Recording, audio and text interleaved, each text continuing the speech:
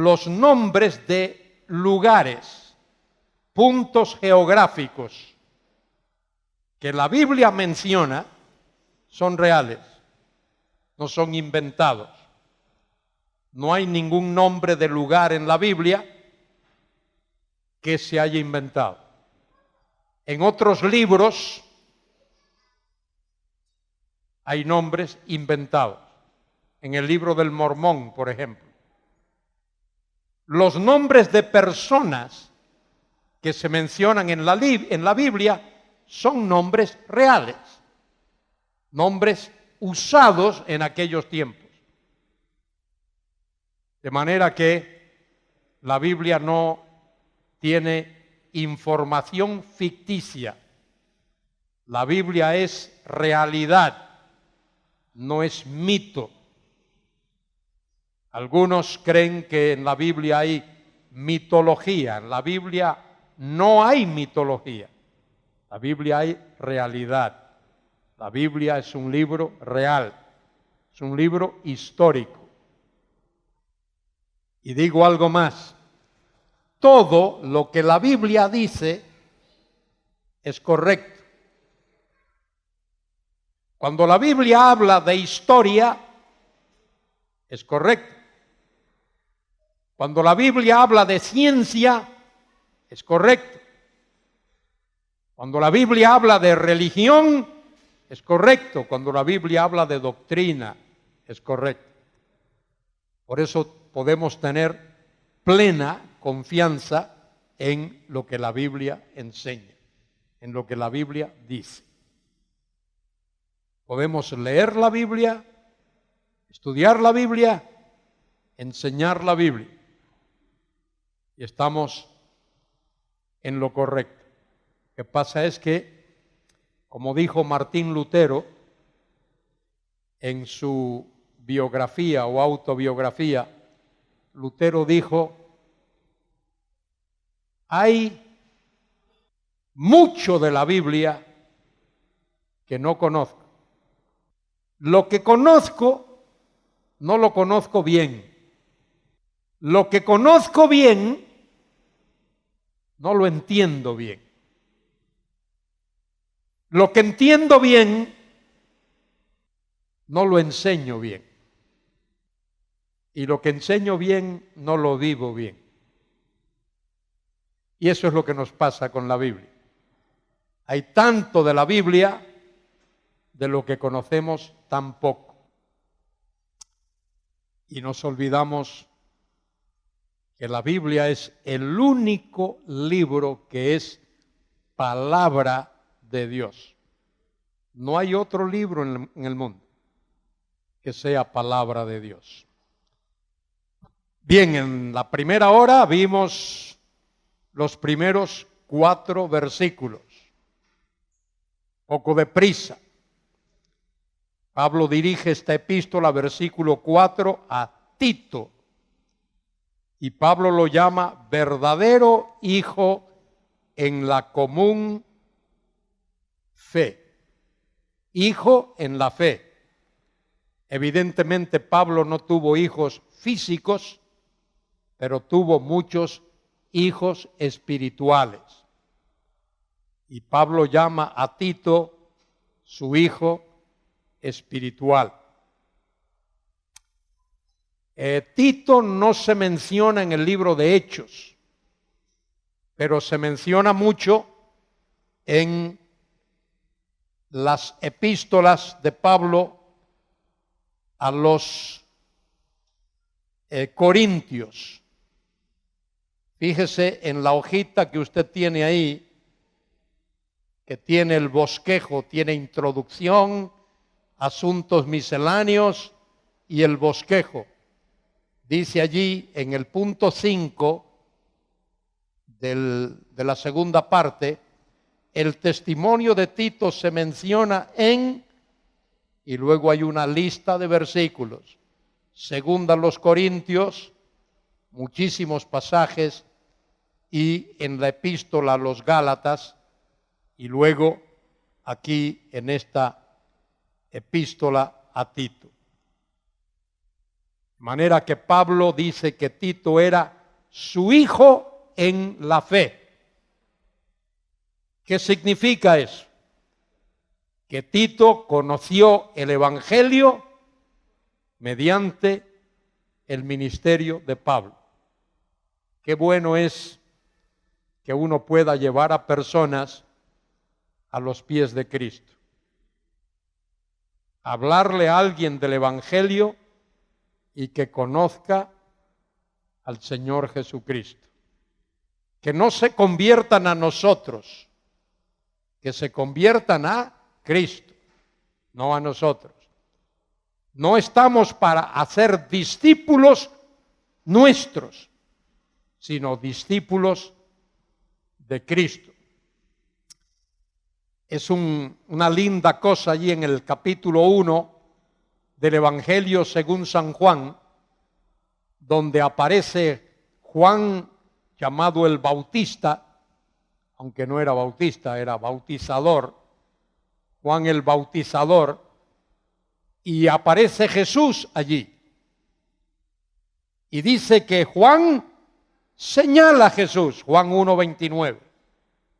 Y Juan dice de Jesús: he aquí el Cordero de Dios que quita el pecado del mundo.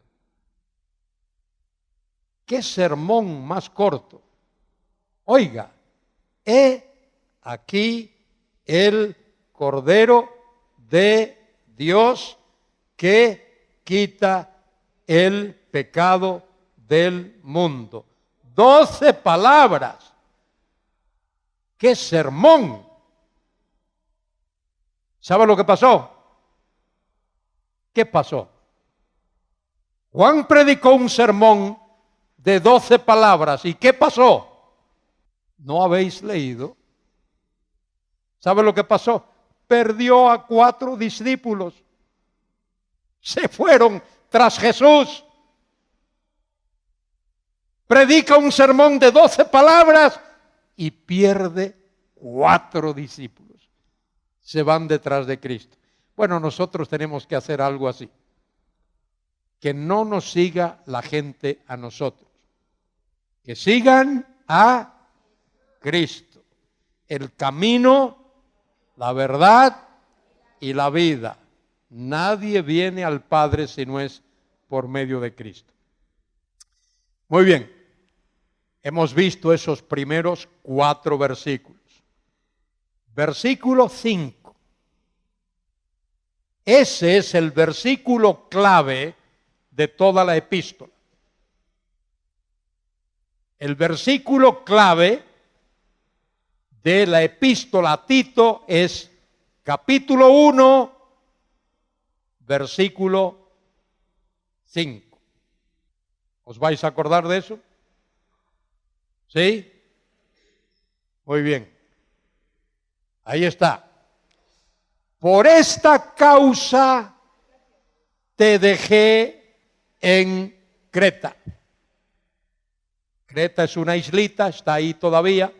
Tengo un querido amigo que es pastor en Nueva York, pastor hispano en Nueva York, porque nació en Creta y cuando tenía como 10 años su familia se fue a vivir a la Argentina y estuvo en la Argentina muchos años y luego se trasladó a Nueva York y ahora es pastor allí en una iglesia en Manhattan.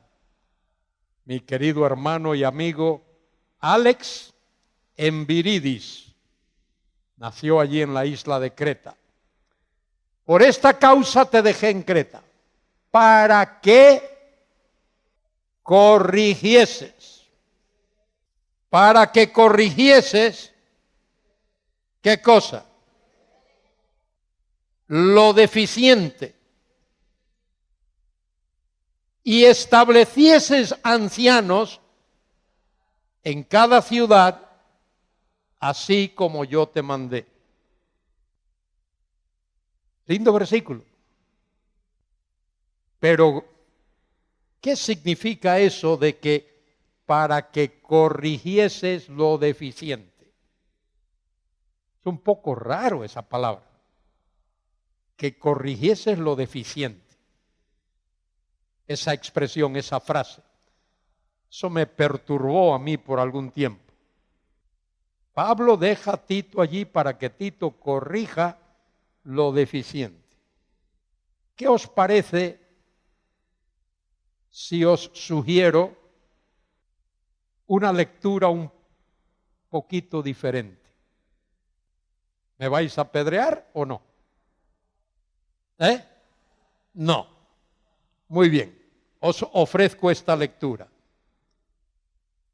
Para que completes lo que falta. ¿Diferente? Pero es lo que el texto dice. Por esta causa te dejé en Creta, para que completes lo que falta. Ahora veis que hay una I griega, hay una conjunción.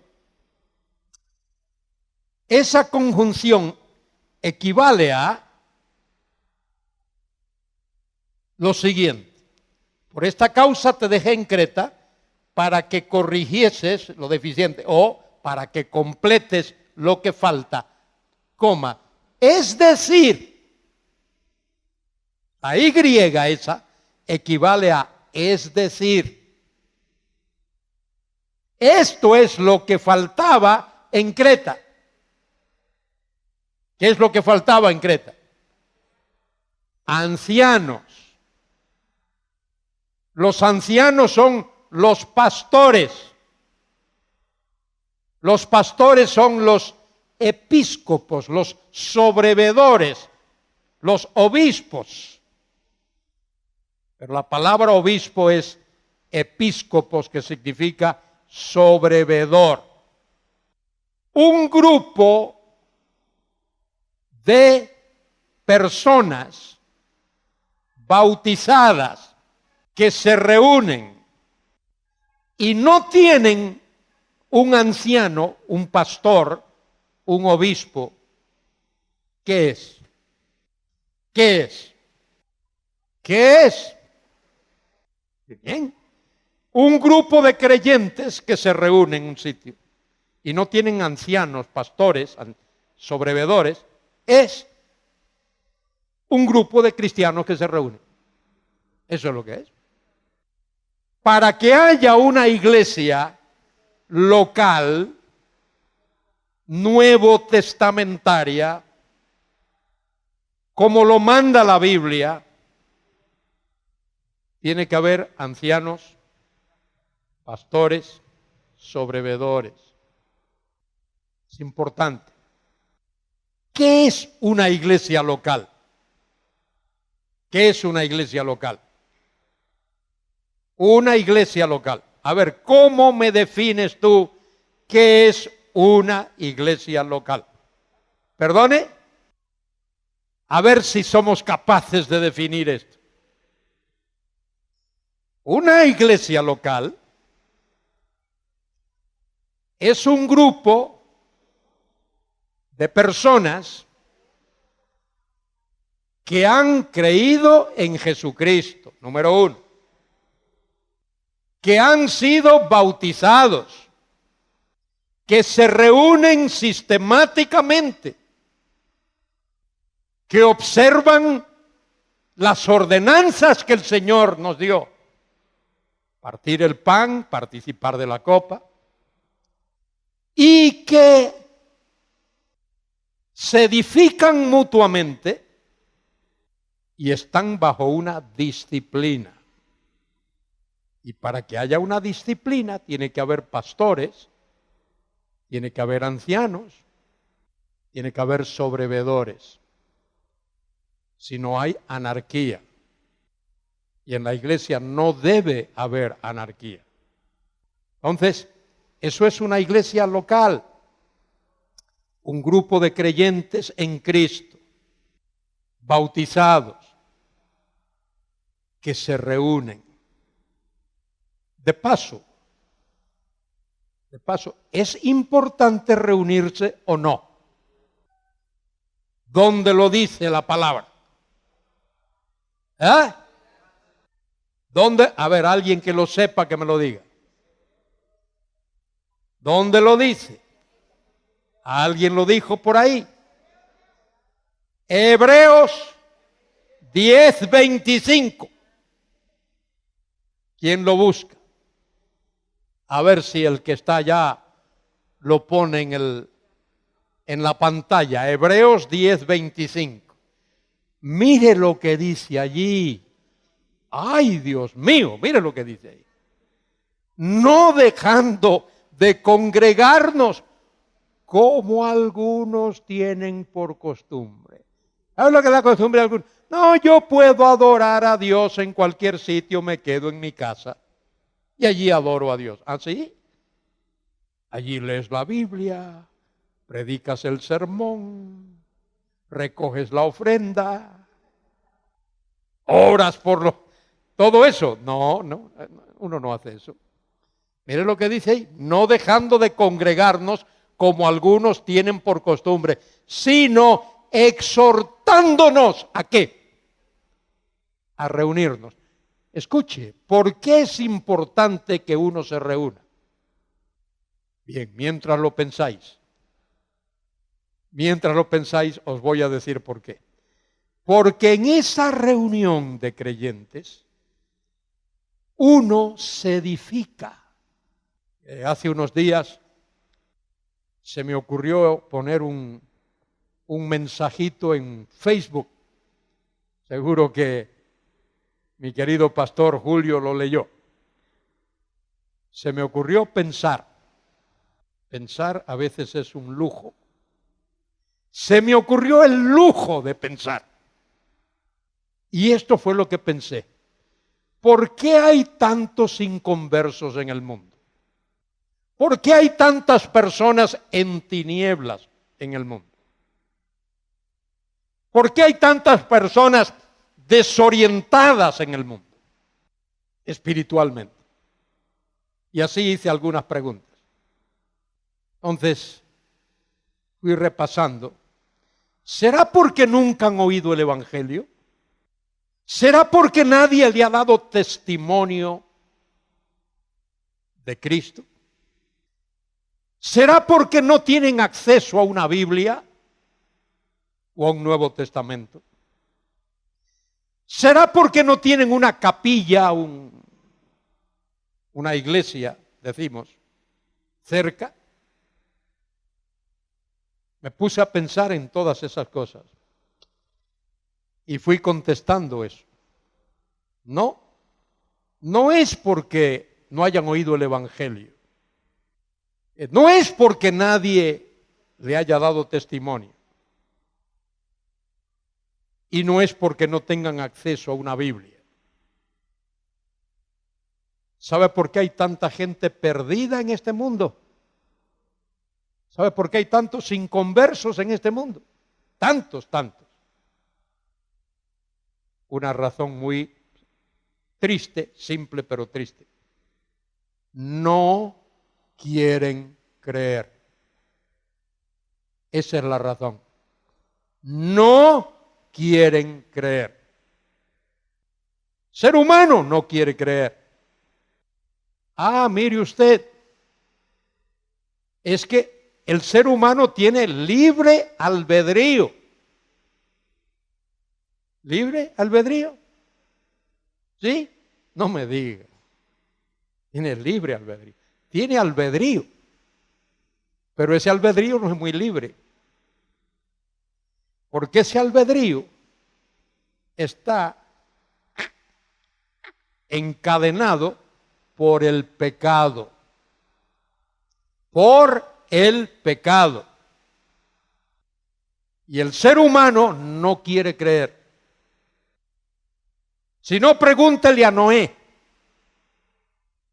A ver, resucite a Noé y pregúntale. A ver, Noé, ¿cuántos años estuviste predicando? 120. ¿Cuántos días predicaste, Noé? Todos los días de esos 120 años. Noé, ¿qué predicaste? Bueno, prediqué el mensaje de justicia. Dice allí, segunda de Pedro 2, 5 al 7, que Noé era pregonero de justicia. Noé predicó que es Dios quien justifica y Dios quien salva. ¿Y sabe lo que la gente hizo? Se burló de Noé. A ver, Noé, otra pregunta. Durante 120 años que estuviste predicando todos los días, 120 años, ¿cuántos se convirtieron, Noé? Bueno, un día se convirtió Mrs. Noé y al otro día se convirtió Sem y luego se convirtió Cam y Jafet. A ver, 1, 2, 3, 4. Y luego 3 personas más. 7 personas en 120 años. Dígame, ¿cómo está el corazón del ser humano? Oiga, ¿me está oyendo? Oiga, no lo dijo Pedro, ni lo dijo Pablo, ni lo dijo Juan. ¿Quién dijo esto? Así como fue en los días de Noé, así será. ¿Quién dijo eso? ¿Quién lo dijo? Jesucristo. Entonces, hoy día debemos de prestar atención a eso. Porque así como fue en los días de Noé, así será en los días cercanos a la segunda venida del Hijo del Hombre. ¿Y qué dice ahí el Señor? ¿Estaban qué? Comiendo y bebiendo, casándose y dándose en casamiento. Es decir, despreocupados, totalmente despreocupados por las cosas espirituales. ¿Cómo vive la gente en Honduras? Deseoso de las cosas espirituales, anhelante de oír la palabra de Dios. Enséñeme la Biblia, a ver, quiero aprender. No. Y así vive la gente en España, y en Francia, y en Alemania, y en Holanda, y en Bélgica, y en Luxemburgo, y en Suecia, y en todos los países de los que uno oye, y en todo Suramérica. He tenido el privilegio de recorrerme este continente país por país, desde Canadá hasta la Tierra del Fuego, una ciudad de 80,000 habitantes que se llama Ushuaia, que está allá, la ciudad más austral del mundo. Uno por uno. Y veo lo mismo. ¿Qué quiero decir con esto? Que hace falta congregaciones, iglesias vivas, fervientes, que proclamen el Evangelio de nuestro Señor Jesucristo en estos días que son semejantes a los días de Noé. Dice Pablo aquí, por esta causa te dejé en Creta, para que corrijas lo deficiente y establezcas ancianos en cada ciudad, así como yo te mandé. Ese es el versículo clave de esta epístola. Aquí nos dice el propósito. Acuérdese que cada libro de la Biblia fue escrito por un propósito, con un propósito básico. Os doy otro ejemplito. Mire lo que dice, lo que escribió Pablo, 1 Timoteo 3:15. Mírelo ahí. ¿Por qué escribió Pablo 1 Timoteo? Versículo 14. Esto te escribo, aunque tengo la esperanza de ir a verte, pronto a verte. Mire para qué escribió Pablo 1 Timoteo. Para que si tardo, sepas cómo debes conducirte en la casa de Dios, que es la iglesia del Dios viviente, columna y baluarte de la verdad. Ahí te dice por qué. Pablo no escribió por placer, solo por hobby. Escribió por una razón muy específica. Ahora dice Pablo aquí, versículo 6. Los ancianos. ¿Quién debe de ser elegido anciano?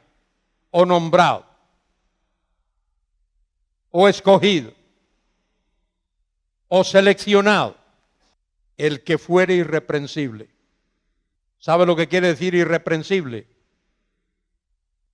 Mientras lo pensáis, os cuento una historia breve. Cuando era muchacho, mi abuela,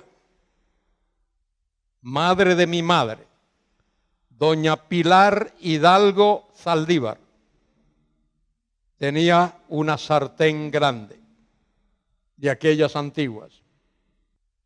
Y con el tiempo, con el uso, aquella sartén grande, pesada, perdió el mango, agarradera. Y cuando se ponía en el fuego, teníamos aquellos fogones de leña.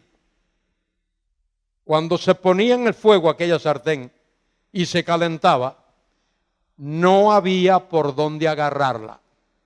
Solo la abuela, doña Pilar Hidalgo y Zaldívar, sabía por dónde agarrarla. Eso es lo que significa irreprensible. No hay por dónde agarrar. ¿Entendéis ahora lo que significa eso? Y añade Pablo ahí, entre otras cosas, marido de una sola mujer. Esa es una expresión un poco difícil de expresar en el castellano. Yo estudié en la escuela bíblica en inglés y en el seminario en inglés. En inglés hay una expresión mucho más enfática que en castellano. En inglés dice, a man of one woman. A one woman man. Hombre de una sola mujer. Y cuando Pablo dice eso, es porque existía el peligro de que alguien dijese, yo quiero ser anciano, pero no era hombre de una sola mujer. Había más de una mujer en su vida. Y por muy bueno que fuese, eso lo descalificaba. Y tenga hijos creyentes que no estén acusados de disolución ni de rebeldía. En otras palabras, debe de ser un hombre cabeza de una familia ejemplar. Cabeza de una familia ejemplar. Tengo que mirar aquí porque creo que me estoy cargando el tiempo. Es de... ¿Hasta qué hora tengo? ¿Hasta las 6? Sí, seguro. No quiero que me apedreen después. Muy bien. Eso es lo que significa. Marido de una sola mujer. Ahora, ¿qué? Perdone. ¿5 y qué? 35. Ah, mira, ya me quitaron Ya me quitaron 25 minutos. Ya me quitaron 25 minutos. Ahora mismo es las... ¿Qué hora es? 5:27, me quedan 10 minutitos. No, yo lo puedo ver desde aquí, solo quería asegurarme que no soy yo el único. Muy bien. A ver, ¿qué pasa si el hombre se casa, es marido de una mujer y enviuda? Eso puede ocurrir. Ha ocurrido. Digo esto le ocurrió a un querido profesor mío que enseñó por muchos años que el anciano, el pastor, debe de ser una persona casada una sola vez. Entonces él caballerosamente, honestamente, dimitió de su cargo, porque él había enseñado por muchos años que el texto significa casado una sola vez. Después, los ancianos, los otros ancianos de la iglesia, lo convencieron de que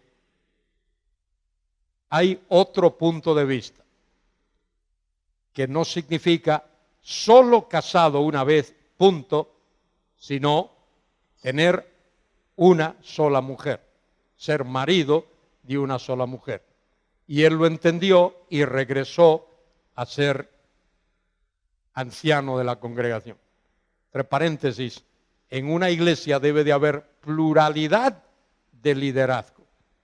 Es importante que haya un pastor que sea el responsable, pero que no sea el único. Hay congregaciones, hay iglesias que tienen un pastor único que ordena y magna y manda y quita y pone y veta y no veta. En una congregación nuevo testamentaria debe de haber pluralidad de liderazgo. A ver, alguien que me busque allí Filipenses capítulo 1. Tenemos medio minuto, si se tardan mucho no tendremos tiempo. Filipenses capítulo 1. Ah, mire, ya está ahí. Pablo y Timoteo, siervos de Jesucristo, a todos los santos en Cristo Jesús que están en Filipos, con los obispos, plural o singular, plural, y diáconos, plural o singular, plural. De manera que bíblicamente debe de haber pluralidad de liderazgo en la iglesia. Bueno, se me acaba el tiempo. Antes de... Bueno, quizá podamos por lo menos leer 5 minutitos. Versículo 7. Porque es necesario que el obispo sea irreprensible como administrador de Dios. La palabra administrador significa mayordomo. Versículo 7. Como oikónomos, administrador. La palabra oikos significa casa. Nomos significa ley, ley de la casa. Y el oikónomos es el que administra, el administrador, el que lleva los asuntos de la casa. En el palacio de Su Majestad el Rey hay una persona encargada de los asuntos de la casa real. Él es oikónomos. Y ahora fíjese en esto. Cuando Dios creó al hombre en el huerto del Edén, puso a Adán, Dios puso a Adán para que fuese el administrador de todos los bienes de Dios. Una especie de virrey, Adán. Y Dios creó al hombre para que el hombre fuese administrador o icónomos, responsable de su hogar. Y Dios creó a la mujer y unió a esa mujer con Adán para que ella fuese su ayuda idónea.